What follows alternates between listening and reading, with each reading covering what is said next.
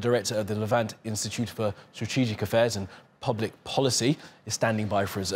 Sami Nader, always good to have you with us. So just tell us, what are we to make of what happened here over the weekend? Are we seeing the beginnings of the sectarian violence that tore Lebanon apart all those years ago? Actually, yes, it's a situation that is rife with sectarian tensions. And if you add the economic and social plight because of the deep economic and financial crisis, you have here all the ingredients of a civil war. It's not the first time that similar clashes happened in this area of Khaldeh. What's most relevant, it is in the stronghold of Hezbollah, and it's for the first time since long that Hezbollah authority is challenged in an area that is considered its stronghold. I mean, the gunman who shot at the funeral procession of a member of Hezbollah who has been killed by a member of a Sunni Arab tribe.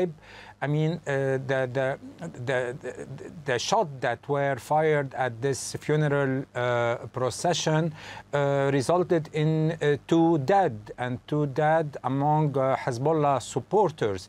And this is very relevant, and it shows that the total absence, first of all, of the legal authority. And once you tolerate that you have illegal arms in the hand of one part, so you end up in what we can call today the reign of the jungle. And what's relevant too is that for the first time Hezbollah is appealing to the Lebanese army to hand the responsible of the crime. And this raises another question, that the Lebanese army is entrusted to keep order in some situation, while in the other situation, I mean, critics of this Lebanese army among Hezbollah supporters say that the Lebanese army is not equipped to ensure the order all over the Lebanese territory. So this as well is a point that is worth mentioning. It certainly is. And Sami, as you've laid out there seems to me to be a couple of points here coming that will be really crucial. One will be any inevitable, perhaps inevitable reaction from Hezbollah to one of their members and some of their supporters being killed. And further to that, the moment when the Lebanese army decide if or not to hand over this person that they've arrested. What do you expect will happen at those 2 points?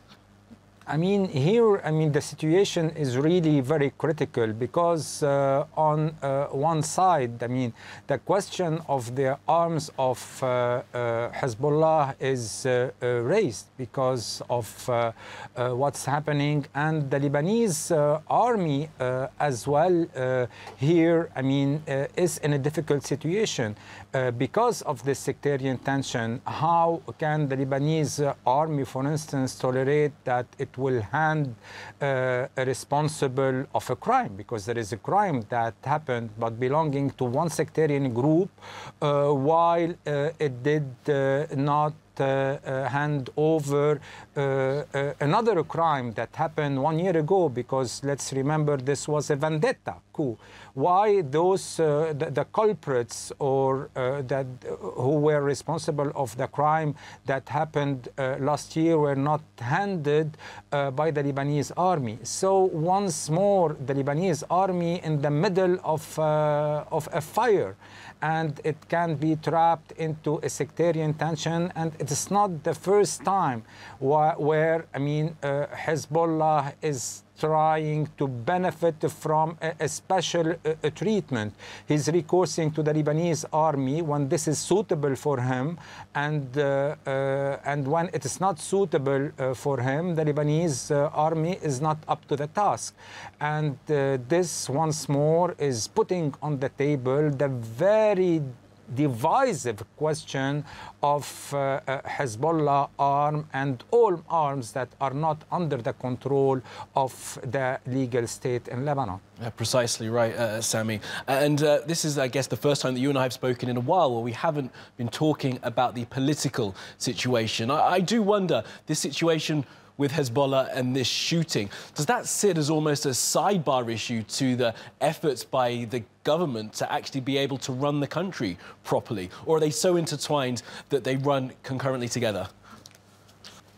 I mean, this is a very serious challenge to the Lebanese authorities, especially at the time when the political establishment is struggling, trying to form a government, and they are not capable of forming a government 10 months after the Beirut blast. And let me remind the audience that the timing of these incidents is actually of essence, because this is putting a lot of pressure in the street. It's riding the sectarian tension, is